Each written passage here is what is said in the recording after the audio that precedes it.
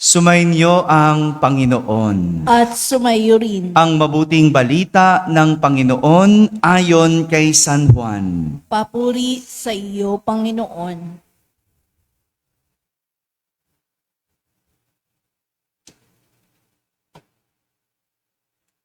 Kinagabihan ng linggo ding iyon, ang mga alagad ay nagkakatipon. Nakapinid ang mga pinto ng bahay na kanilang pinagtitipunan dahil sa takot nila sa mga Hudyo. Dumating si Jesus at tumayo sa gitna nila. Sumainyo ang kapayapaan, sabi niya. Pagkasabi nito, ipinakita niya ang kanyang mga kamay at ang kanyang tagiliran. Tuwang-tuwa ang mga alagad nang makita ang Panginoon. Sinabi na naman ni Jesus, sumainyo ang kapayapaan. Kung paanong sinugo ako ng Ama, gayon din naman sinusugo ko kayo. Pagkatapos, sila'y hiningahan niya at sinabi, tanggapin ninyo ang Espiritu Santo. Ang patawarin ninyo sa kanilang mga kasalanan ay pinatawad na nga. Ang hindi ninyo patawarin ay hindi nga patatawarin. Ngunit si Tomas, na tinaguri ang kambal, isa sa 12, ay wala roon nang dumating si Jesus. Kaya't sinabi sa kanya ng ibang alagad, nakita namin ang Panginoon. Sumagot si Tomas, hindi ako maniniwala hanggat hindi ko nakikita ang butas ng mga pako sa kaniyang mga kamay at naisusuot dito ang aking daliri at hanggat hindi ko naipapasok ang aking kamay sa kaniyang tagiliran. Makalipas ang 8 araw, muling nagkatipon sa loob ng bahay ang mga alagad. Kasama na nila si Tomas. Nakapinid ang mga pinto, ngunit pumasok si Jesus at tumayo sa gitna nila. Sinabi niya, sumainyo ang kapayapaan. Saka sinabi kay Tomas, tingnan mo ang aking mga kamay at ilapit dito ang iyong daliri. Ipasok mo ang iyong kamay sa aking tagiliran. Huwag ka nang mag-alinlangan. Maniwala ka na. Sumagot si Tomas, Panginoon ko at Diyos ko. Sinabi sa kanya ni Jesus, naniniwala ka na ba sapagkat nakita mo ako? Mapapalad ang mga naniniwala kahit hindi nila ako nakita. Marami pang kababalaghang ginawa si Jesus na nasaksihan ng mga alagad, ngunit hindi natatala sa aklat na ito. Ang mga natala rito'y sinulat upang sumampalataya kayong si Jesus ang Mesiyas, ang anak ng Diyos. At sa gayoy, magkaroon ng buhay sa pamamagitan niya. Mga kapatid, ang mabuting balita ng Panginoon. Pinupuri ka namin, Panginoong Jesucristo. Magsiupo po ang lahat at makinig sa homilya. Isang magandang umaga po sa inyong lahat. Pakibati ang katabi ng pinagpalang araw. Yan. Magandang umaga sa lahat ng nasa barangay na nakakapakinig ng ating banal na misa, sa lahat ng mga nasa tahanan na nagsisimba via online at sa lahat ng nasa abroad, sang pinagpalang linggo po sa inyong lahat. Kasama kayo sa aming banal na pagdiriwang dito sa ating parokya. Ngayong araw na ito ay pinagdiriwang natin ang linggo ng dakilang awa ng Diyos. Sabihin nyo nga po, dakilang awa ng Diyos. Sa Ingles, Divine Mercy. Divine Mercy Sunday. Makahulugan po ang ipinakita ng mga alagad ni Jesus sa ating ebanghelyo na may kaugnayan sa pinagdiriwang natin noong isang linggo. Magkaugnay ang ebanghelyo noong isang linggo sa ebanghelyo natin sa linggong ito. Kung babalikan natin at kung naaalala nyo pa po, ang nangyari noong isang linggo, may nakakaalala po ba? Hello? O, ako na lang po magpapaalala sa inyo. No, kung naaalala ninyo noong isang linggo, nakita ng isang babae. Sino kaya itong babae na to? Ayun, si Maria Magdalena, ang libingan na nakabukas. Ang libingan nakabukas na. Nakaurong na ang batong nakaharang sa libingan ni Jesus. Naalala nyo pa? Di ba yun yung kwento? Umagang-umaga, pumunta si Maria Magdalena. Anong nakita niya? Bukas ang libingan. Iniurong ang bato. Isa itong patunay na nabuhay si Jesus. Ang pagbubukas ng libingan ay nangangahulugan ng pagkabuhay. Sabihin nyo nga po, pagbubukas. Iniwan ni Jesus ang kanyang libingan at lumabas upang ipahayag ang pagkabuhay. Binuksan ni Jesus ang libingan. Samantala, ngayong araw na ito, ngayong linggong ito, iba naman ang narinig natin sa ating ebanghelyo. Kabaliktaran naman ang nangyari. Kabaliktaran dahil kung si Jesus binuksan ang libingan, ang mga alagad ni Jesus ay nagsarado. Anong kanilang sinara? Yes, sinara nila ang pinto ng silid. Sabi, nakapinid ang pinto.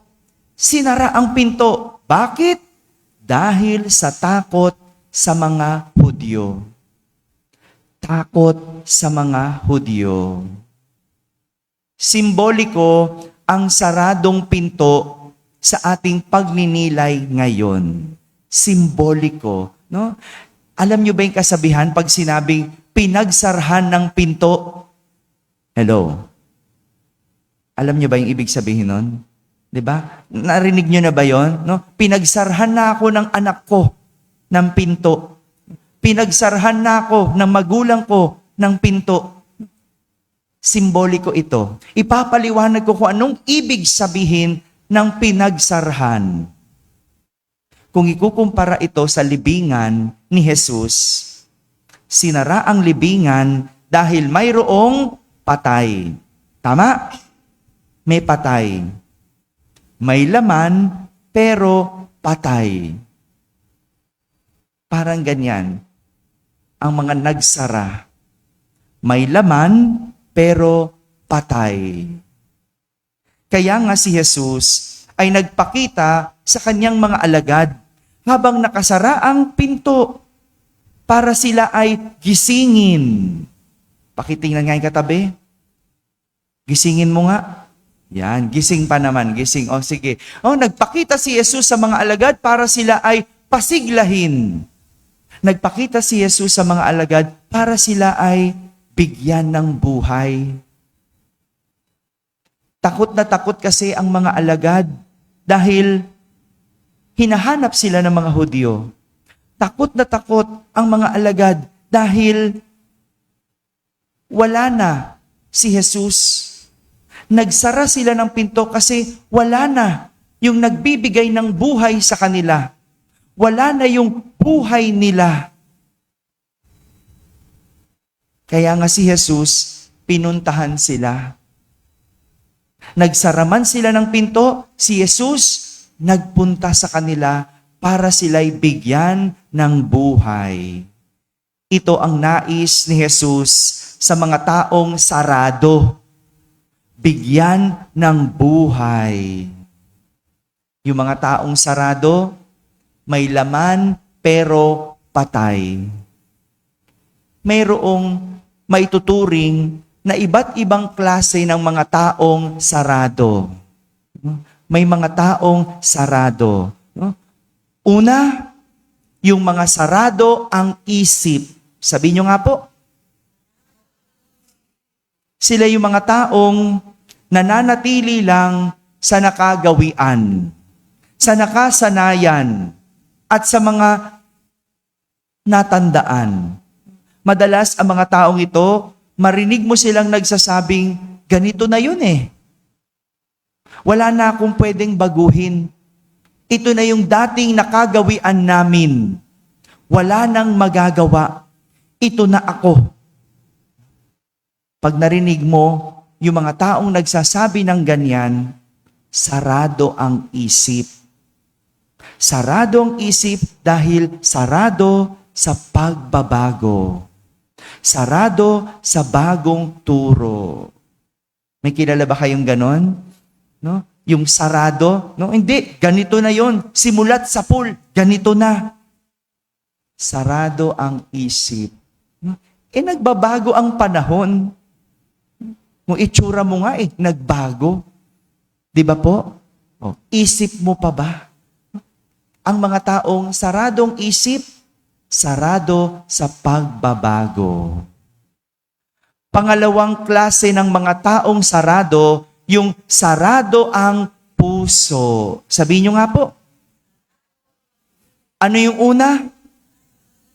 Pangalawa, sila naman, yung mga taong wala nang puwang ang awa at habag.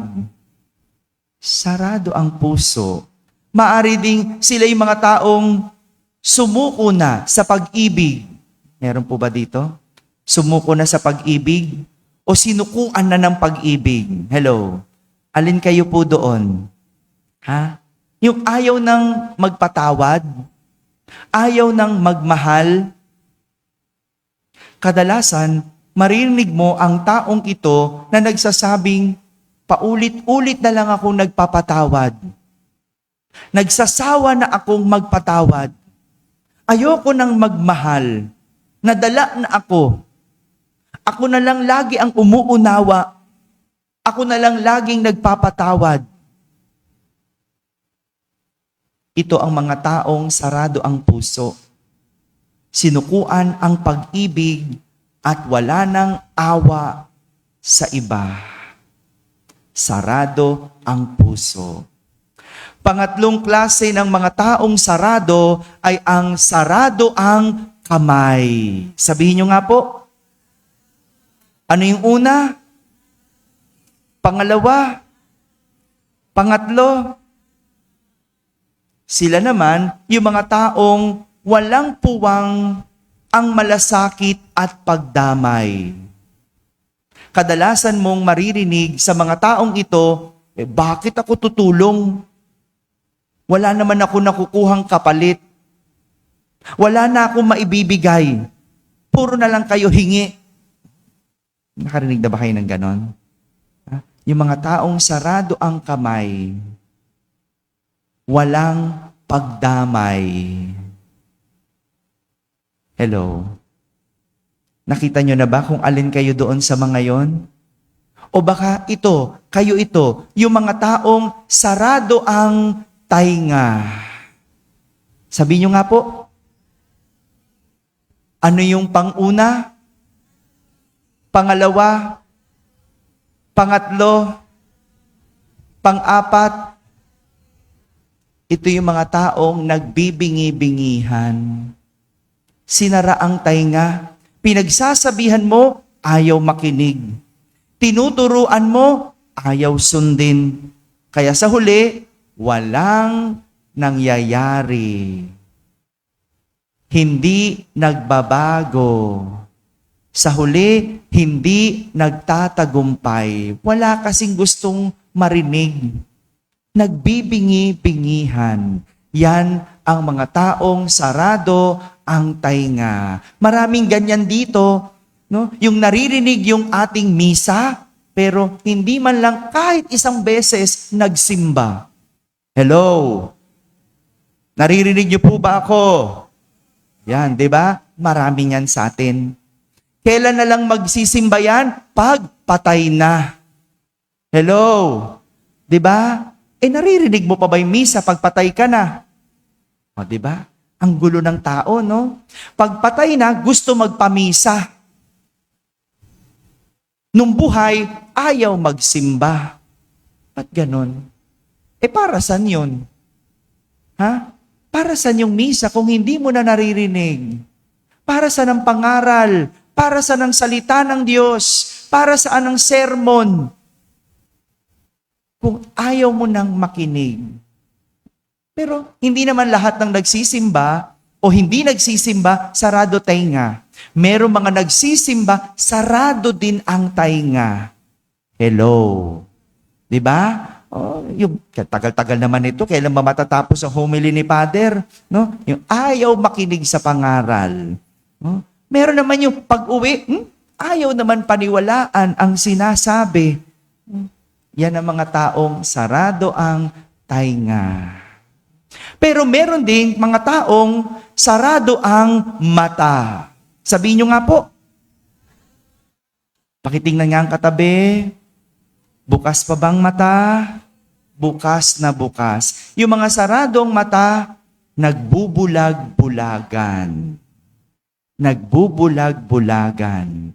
Nakikita naman, pero ayaw tignan. Yung nanay mo, daan-daanan mo lang. Nakikita mo, pero ayaw mong tignan. Yung kagalit mo, nakikita mo, pero ayaw mong tignan. Yung mga taong sarado ang mata, wala nang pake sa iba. Mga kapatid, alin kayo sa mga taong saradong ito? Hello? Alin ang mga isinara ninyo? Isip? Puso? Kamay? Tainga? O mata? Alin sa mga ito ang sinara ninyo? At ang tanong, bakit? Bakit nyo sinara? Hello? Sarado ang bibig. Yon, ganyan tayo. Pag tinatanong, sarado ang bibig. Pag hindi tinatanong, buka ng buka ang bibig. Ba't ganon? Ang gulo rin natin, no? Ito yung magandang pagnilayan natin. Yung mga bagay na sinara natin. Kaya ng mga alagad ni Jesus, nagsara. Pero pinuntahan sila ni Jesus at hiningahan sila. Hininga na simbolo ng nagbibigay buhay. Nalala niyo pa sina Eva at Adan? Hiningahan ni Jesus ang alabok at nagkaroon ng buhay. Yan ang ginagawa ng Diyos sa mga taong sarado. Hinihingahan, pinupuntahan para bigyan ng buhay. Sa lahat ng ito, dito pumapasok ang awa ng Diyos. At dito natin mararamdaman ang awa ng Diyos. Dahil pagsarahan ka man ng tao, hindi ka pagsasarahan ng Diyos. Dahil may puwang sa Diyos ang taong pinagsarahan. Ang pangako, bibigyan ka niya ng panibagong buhay. Amen? Amen.